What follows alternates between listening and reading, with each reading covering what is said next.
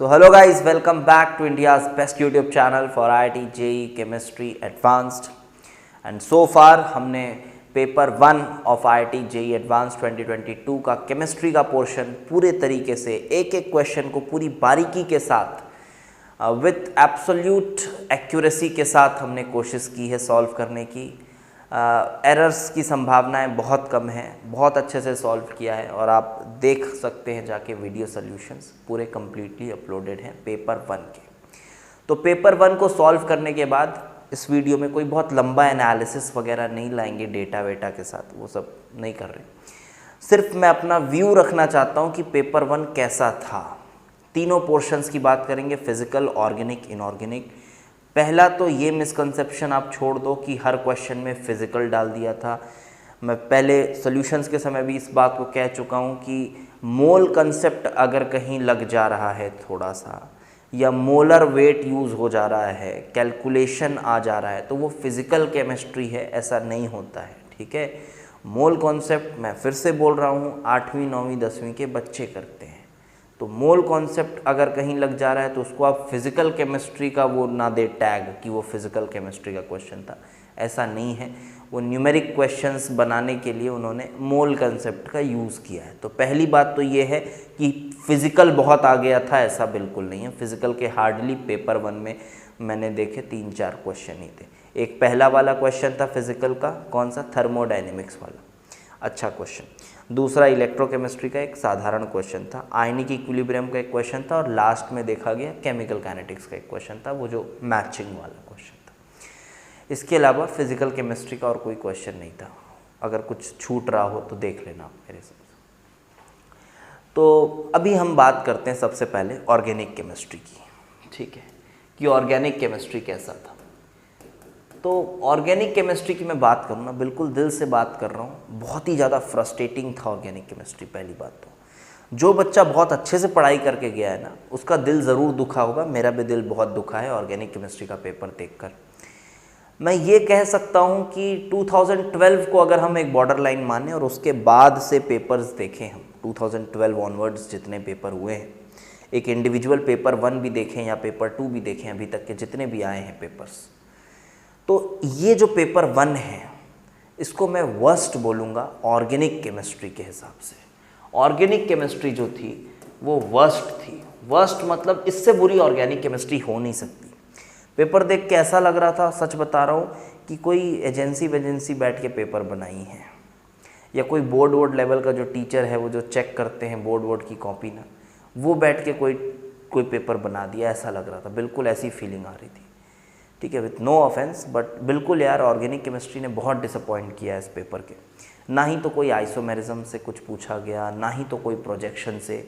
चलो ये तो ठीक है, चलो आइसोमेरिज्म से नहीं आया। मैं पेपर 2 की बात नहीं कर रहा हूँ ना, ठीक है, पेपर 1 की बात कर रहा हूँ। सिर्फ नहीं आया आइसोमेरिज्म, नहीं आया कुछ रिएक्शन मैकेनिज्म तो पूछ लेते कुछ, वो भी नहीं आया।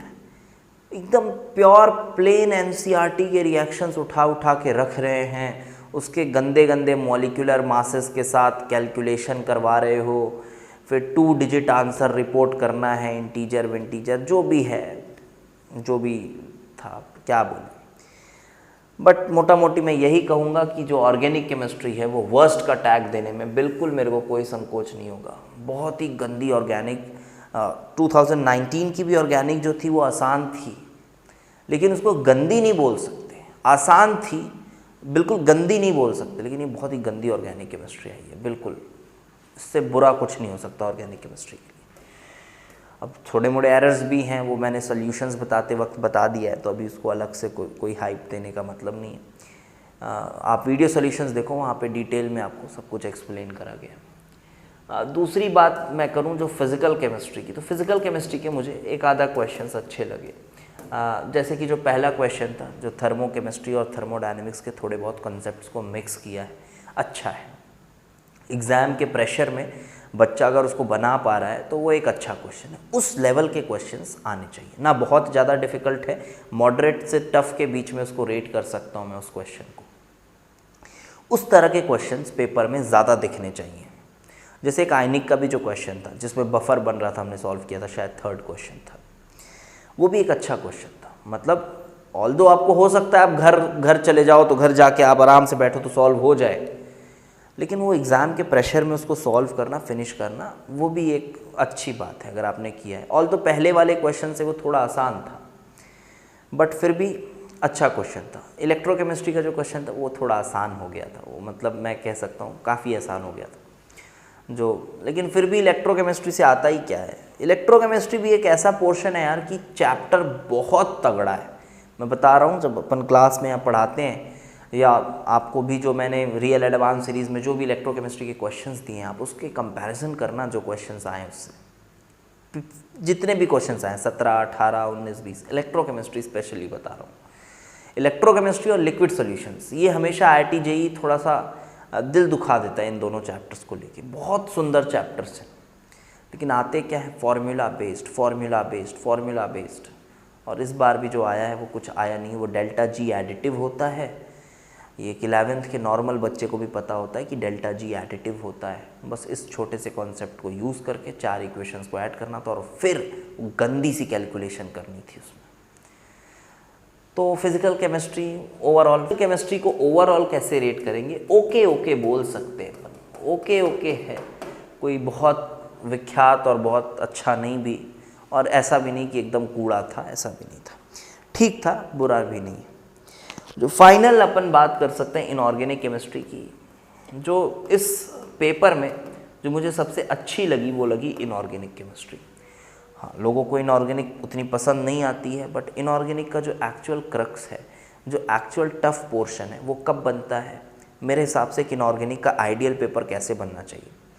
केमिकल बॉन्डिंग और कोऑर्डिनेशन कॉम्प्लेक्सेस के जो थ्योरीज हैं, जो कंसेप्ट्स हैं, उनको डायरेक्ट ना पूछ के इनडायरेक्टली कहीं कहीं यूज़ करें।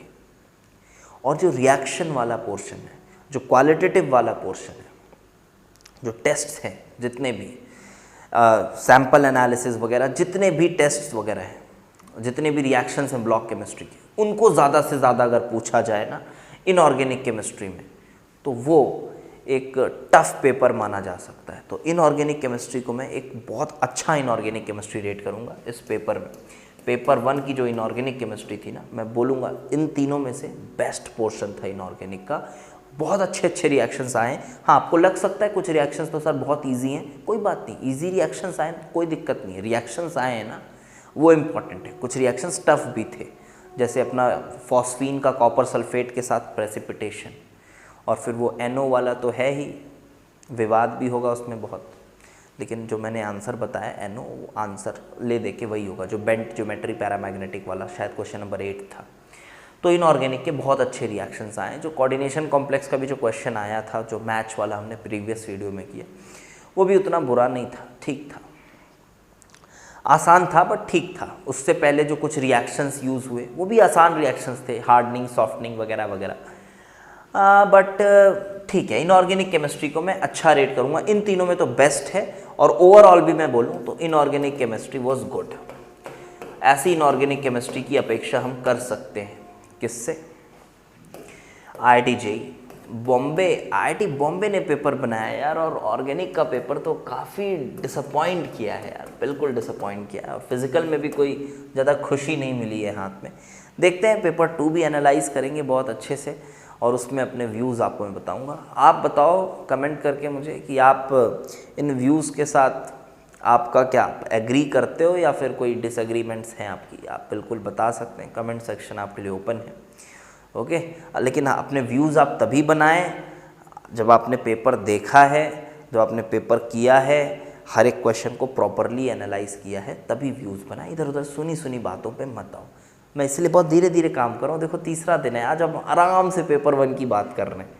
आपको लग रहा होगा अरे यार 3 दिन हो गए तो छोड़ो, लेकिन नहीं यार, आराम से पेपर 1 की बात कर रहे हैं, आराम से पेपर 2 की बात करेंगे। और हाँ, 23 और 24 वाले बच्चों, आपके लिए बहुत कुछ लाने वाले हैं इस साल में, ठीक है। तो अभी तो आपके पास बहुत सारा कंटेंट पड़ा हुआ है, आप जाइए उसका बिल्कुल बेनिफिट उठाइए। उससे जितनी भी प्लेलिस्ट हैं आपके लिए बहुत अच्छी चीज़ें पड़ी हुई हैं, आप वहाँ से जाके बेनिफिट उठाइए, उसी को फर्दर और कंटिन्यू करेंगे और कुछ नई चीज़ें आपके लिए लेकर आएंगे, ओके। Thanks for watching.